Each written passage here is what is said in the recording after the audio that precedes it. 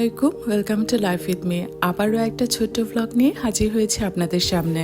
ফাল্গুন মাস মানেই হচ্ছে বিভিন্ন ধরনের আর নানান রঙের ফুলের সমারোহ। ধুলোবালির এই নগরীতে এই রং বেরঙের ফুল দেখে মনে হচ্ছে যেন ফুলের মেলা বসেছে।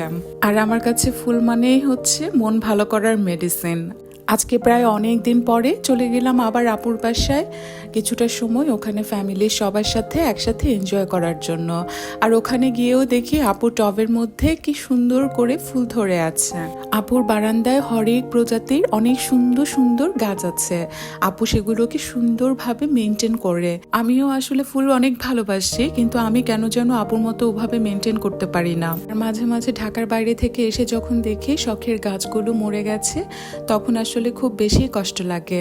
আপু আমাদের সবার জন্য দুপুরের লাঞ্চ অ্যারেঞ্জ করেছিল, আর আপুর রান্না বরাবরই অনেক ইয়াম্মি। আপুর বাসায় দেখা যায় আমরা সবাই মিলে একসাথে যাই বলে খুব আনন্দ হয় আর একটা পিকনিক মনে হয়। এদিকে বাচ্চাদের কথা কি বলবো, ওরা তো অ্যাজ ইউজুয়াল ভাই বোন পেয়ে সবাই এত ব্যস্ত থাকে, বাবা মাদের কথা একদম ভুলেই যায়। সবাই একসাথে মিলে ওদের এনার্জি লেভেল এমন বেড়ে যায় যে ওদেরকে আসলে থামানোটাই কষ্ট হয়ে যায়। এক বেলাও ওরা বসে থাকতে চায় না। ওদের এই ভাই বোনের মাঝে আনন্দ ভালোবাসা দেখে আমার খুবই ভালো লাগে।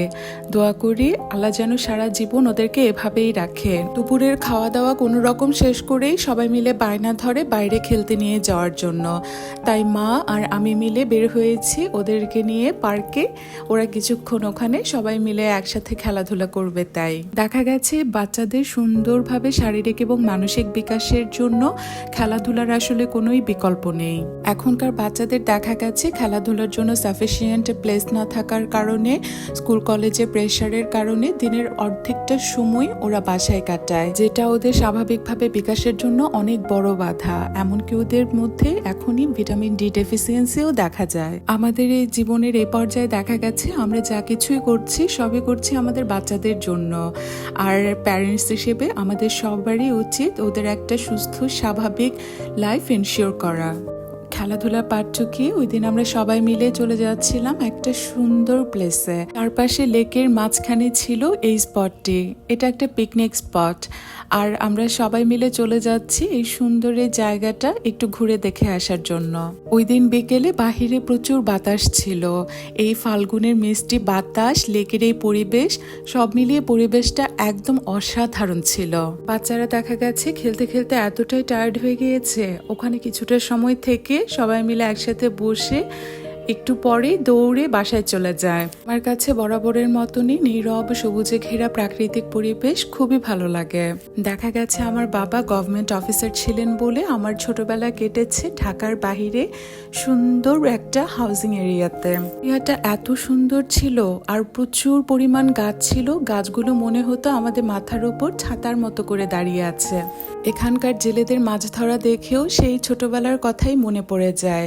আমাদের ওখানে অনেক ছোট ছোট এরকম পুকুর ছিল ভেতরে, আর যখন এরকম মাছ ধরা হতো আব্বুর সাথে আমরা কত গিয়েছি সেই পুকুরে মাছ ধরা দেখতে।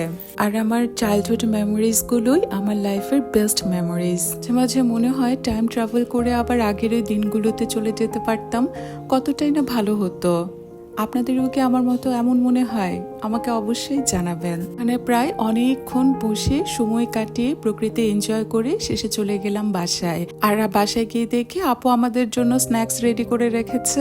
নাস্তা শেষ করে আপুরা ভাইয়া আমরা সবাই মিলে আবারও বের হয়ে গেলাম একটু হাঁটাহাঁটি করার জন্য। বাচ্চারাও আমাদের সাথে আবার বের হয়ে শুরু করে দিয়েছে খেলাধুলা। আর বাসায় যাওয়ার জন্য গাড়িতে উঠতে না উঠতেই দুজনে ঘুমিয়ে একদম পানি হয়ে গেছে। রাতে আপুদের সাথে কিছুক্ষণ হাঁটাহাঁটি করে বাসায় যে ডিনার শেষ করে রওনা দিয়ে দিই বাসার দিকে। আর এই ছিল আমার আজকের মতো ছোট্ট একটা ব্লগ। আপনারা সবাই ভালো থাকবেন। আল্লাহ হাফেজ।